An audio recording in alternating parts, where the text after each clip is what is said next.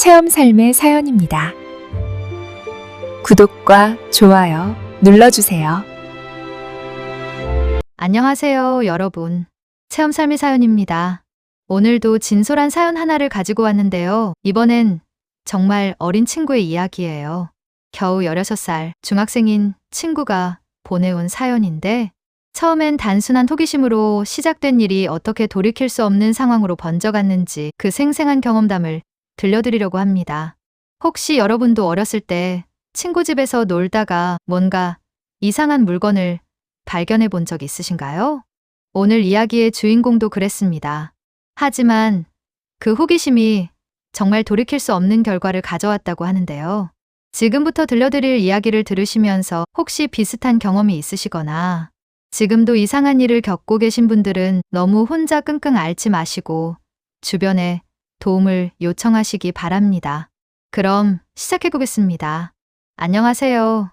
저는 올해 16살이고 중학교 3학년입니다. 이런 얘기를 누구한테 해야 할지 모르겠어서 이렇게 사연을 보내게 됐는데요. 솔직히 제가 겪은 일이 정말 있었던 일인지 아니면 제가 이상해진 건지 모르겠어요. 하지만 정말 생생하게 기억나는 일이라서 한번 들어봐 주셨으면 좋겠습니다. 이 일이 시작된 건 지난 여름방학 때였어요. 제가 사는 곳은 부산인데 친구 집이 감천동 쪽에 있거든요. 그 동네 아시는 분들은 알겠지만 오래된 집들이 정말 많은 곳이에요. 친구 집도 할아버지 때부터 살던 오래된 한옥 스타일 집이었는데 뒤편에 창고가 하나 있었어요. 친구 엄마가 그 창고를 정리하는데 우리 보고 좀 도와달라고 하셨거든요. 뭐 별거 아니겠지 하고 친구랑 둘이서 들어갔는데 와 정말 오래된 물건들이 엄청 많더라고요. 그때가 7월 말쯤이었는데 부산 여름이 얼마나 덥습니까? 창고 안은 더우덥지근하고 먼지도 엄청났어요. 친구랑 저랑 마스크 쓰고 들어가서 이것저것 정리를 하고 있었는데 제일 안쪽 구석에 천으로 덮여 있는 뭔가가 있는 거예요. 크기로 봐서는 거울 같았는데 친구가 저거 뭔지 보자 그러면서 천을 확 벗겨버렸어요. 그 순간 저는 진짜 소름이 쫙 끼쳤거든요. 정말 오래된 거울이었는데 크기는 제 키 정도 되는 큰 거울이었어요. 그런데 뭔가 이상했어요. 일단 거울면에 금이 여러 개가 있었고 더 이상한 건 액자 테두리였어요. 나무로 만들어진 테두리인데 그 위에 뭔가 무늬가 새겨져 있었거든요. 처음엔 그냥 장식인 줄 알았는데 자세히 보니까 그게 무늬가 아니라 뭔가 글자 같은 거였어요. 한글도 아니고 영어도 아니고 한자도 아닌 정말 이상한 글자들이 빼곡하게 새겨져 있었어요. 친구는 우와 이거 개오래됐네 골동품 아니야? 이러면서 신기해했는데 저는 뭔가 계속 이상한 기분이 들었어요.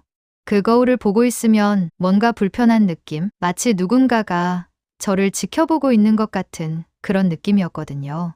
근데 친구는 전혀 그런 걸 못 느끼는 것 같더라고요. 오히려 이거 내 방에 가져다 놔도 되겠다 이런 얘기까지 하고 있었어요.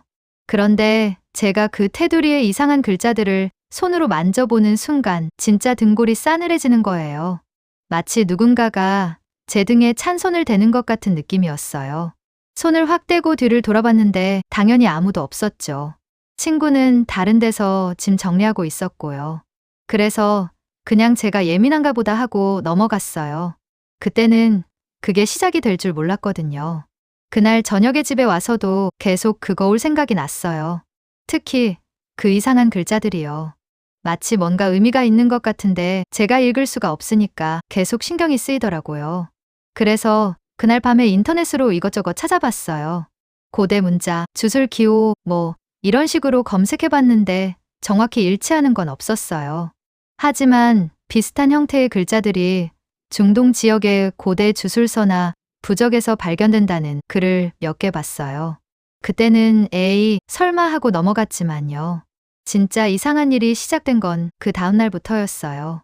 학교에서 수업을 듣고 있는데 갑자기 교실 맨 뒤쪽이 신경이 쓰이는 거예요. 뭔가 시선을 느끼는 것 같아서 뒤를 돌아봤는데 맨 마지막 줄 빈자리에 뭔가 어두운 형체가 앉아 있는 것 같았어요. 눈을 비비고 다시 봤는데 이번엔 아무것도 없더라고요. 그래서 그냥 제가 잘못 본 줄 알았어요. 그런데 쉬는 시간에 화장실 가려고 복도를 걷는데 복도 끝에서 누군가가 저를 보고 있는 것 같은 느낌이 또 들었어요. 그쪽을 보니까 정말로 사람 형체 같은 게 서 있는 거예요. 키는 제 정도이고 옷은 검은색으로 보였는데 얼굴은 잘 안 보였어요. 마치 그림자처럼 흐릿했거든요. 저는 깜짝 놀라서 친구들한테 야, 저기 누가 서 있지 않냐? 그랬는데 친구들은 어디 아무도 없는 이러는 거예요. 다시 보니까 정말 아무도 없었어요. 그날 하루 종일 그런 일이 계속됐어요. 도서관에서 책을 보고 있을 때도 책장 사이에서 누군가가 저를 보고 있는 것 같았고, 급식실에서 밥을 먹을 때도 구석 어딘가에서 계속 시선을 느꼈어요.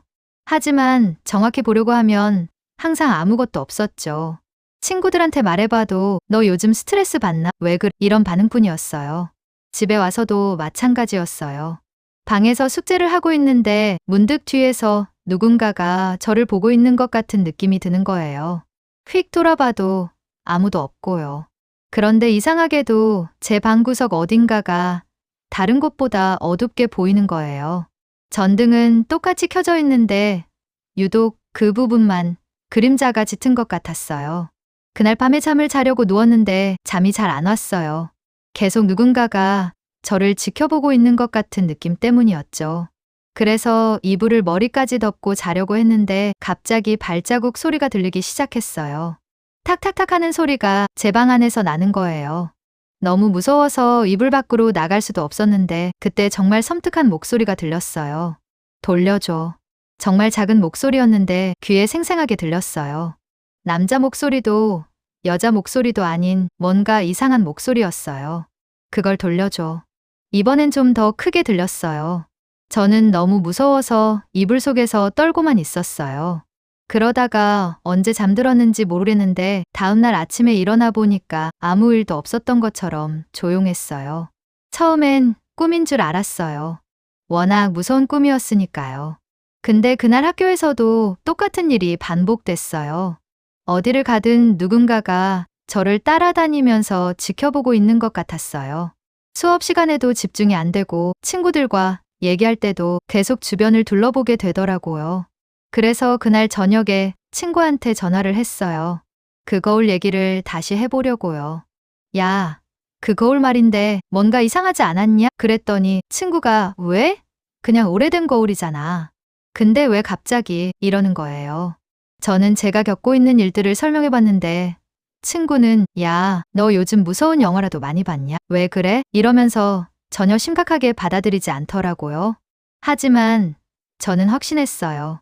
이 모든 일이 그 거울과 관련이 있다는 거요. 특히 제가 그 테두리의 글자들을 만진 순간부터 이상한 일들이 시작됐으니까요. 그래서 다음날 친구한테 부탁해서 그 거울을 다시 보러 갔어요. 창고에 들어가자마자 그 거울이 보였는데 어제와는 뭔가 달랐어요. 거울면이 더 어둡게 보였고 테두리의 글자들이 더 선명하게 보이는 것 같았어요. 그리고 거울 앞에 서자 정말 이상한 기분이 들었어요. 마치 거울 속에서 누군가가 저를 보고 있는 것 같았거든요.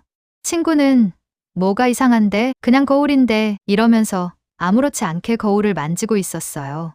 근데 저는 그 거울 가까이에 있을 수가 없었어요. 너무 무서웠거든요.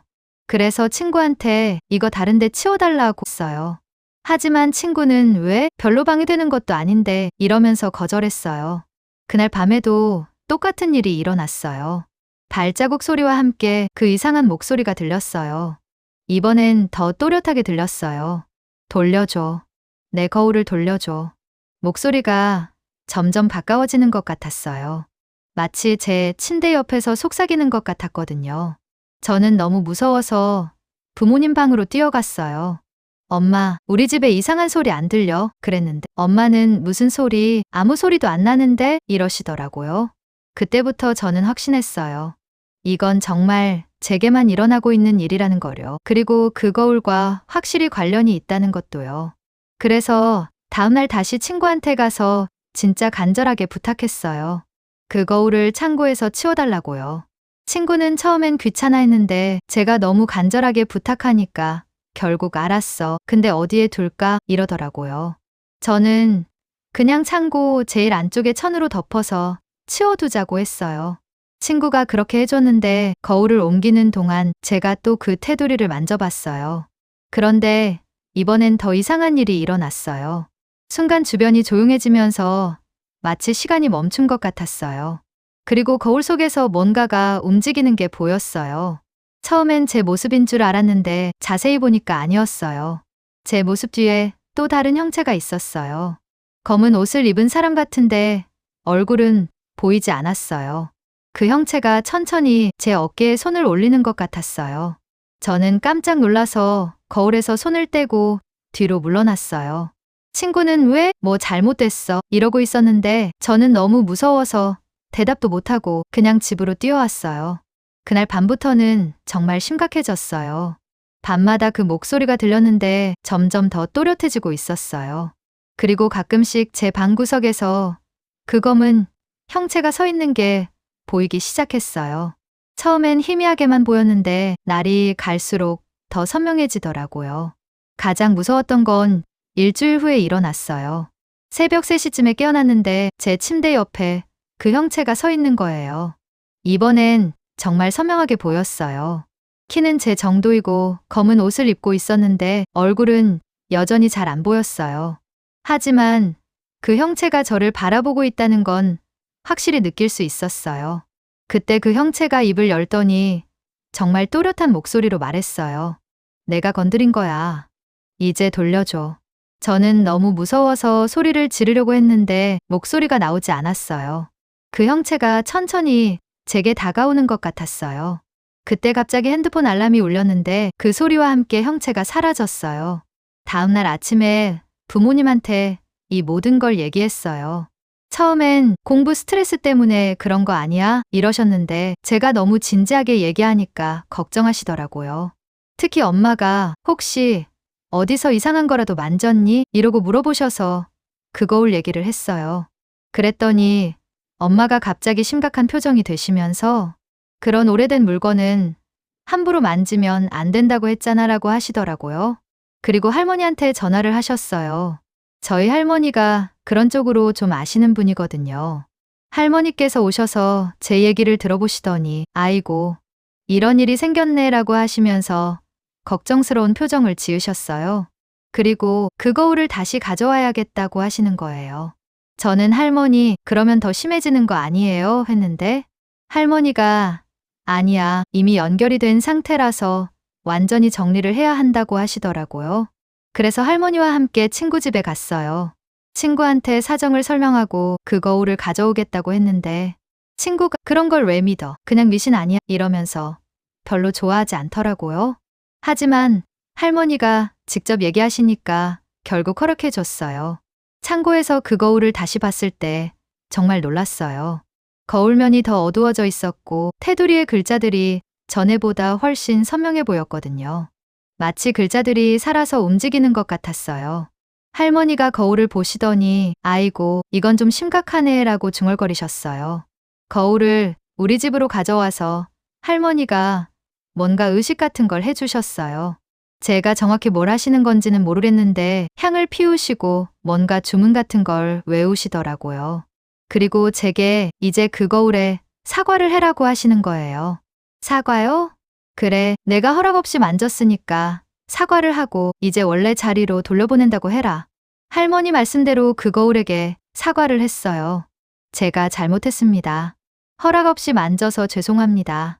이제 원래 자리로 돌려드릴게요. 뭔가 바보 같긴 했지만 할머니가 하라고 하시니까 했어요. 그 다음에 할머니가 그 거울을 어디론가 가져가셨어요. 어디로 가져가셨는지는 안 알려주시더라고요. 그냥 원래 있어야 할 곳에 돌려놨다고만 하시면서요. 그날 밤부터는 정말로 조용해졌어요.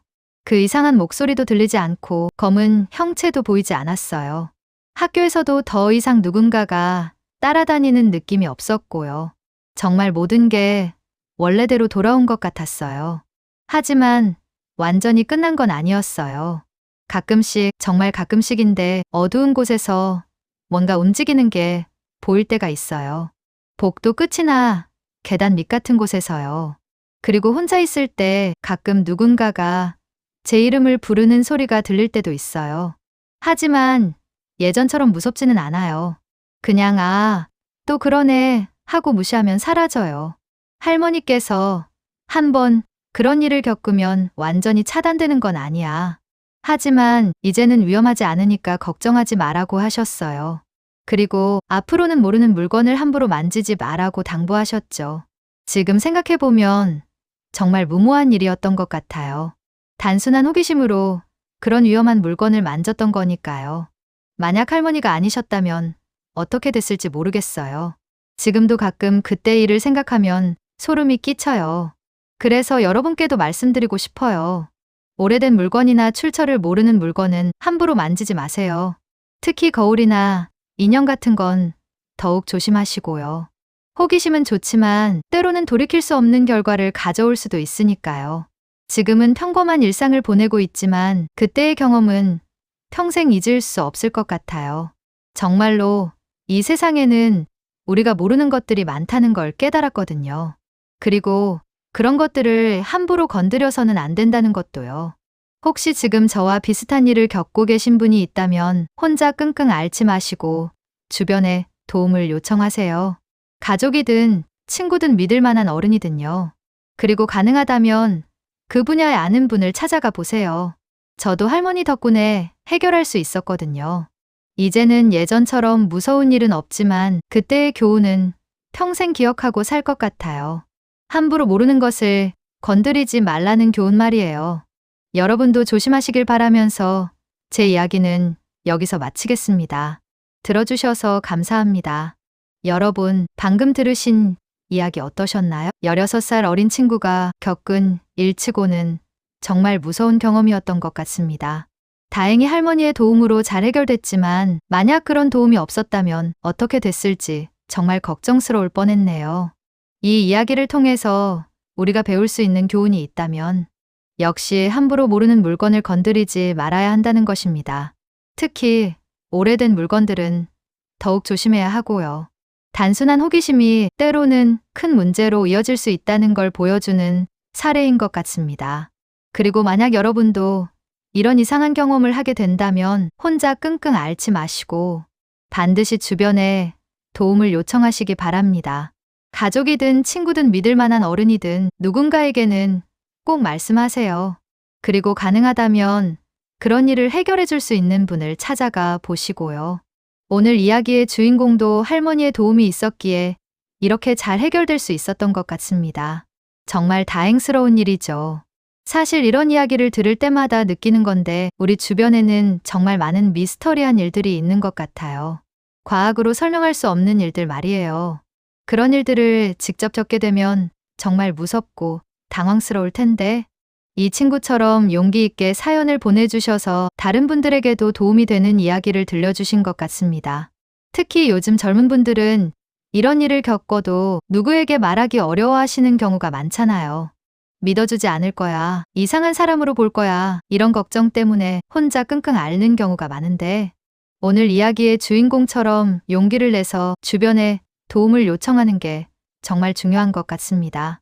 그리고 이 친구의 할머니처럼 우리 주변에는 이런 일들을 해결해 줄 수 있는 분들이 분명히 계실 거예요. 무속인이든 종교인이든 아니면 그냥 경험 많은 어르신이든 누군가는 분명히 도움을 줄 수 있을 겁니다. 중요한 건 혼자 끙끙 앓지 말고 용기를 내서 도움을 요청하는 거죠. 또 하나 인상 깊었던 건 이 친구가 마지막에 완전히 끝난 건 아니지만 예전처럼 무섭지는 않다고 한 부분이에요. 어떤 경험들은 완전히 지워지지 않을 수도 있지만 그렇다고 해서 계속 두려워할 필요는 없다는 걸 보여주는 것 같아요. 적절한 대처와 도움이 있다면 충분히 일상생활을 할 수 있다는 거죠. 여러분들도 혹시 비슷한 경험이 있으시거나 지금 이런 일을 겪고 계신다면 오늘 이야기를 참고해서 용기를 내보시기 바랍니다. 그리고 주변에 오래된 물건들을 대할 때는 좀 더 조심스럽게 접근하시고요. 특히 골동품을 구입하실 때도 마찬가지예요. 그 물건이 어디서 왔는지, 이전 주인은 누구였는지 알 수 없는 경우가 많잖아요. 물론 모든 오래된 물건이 문제가 있는 건 아니지만 그래도 조심하는 게 좋을 것 같아요. 이런 이야기들을 들을 때마다 느끼는 건데 우리가 사는 세상에는 정말 많은 신비로운 일들이 있는 것 같아요.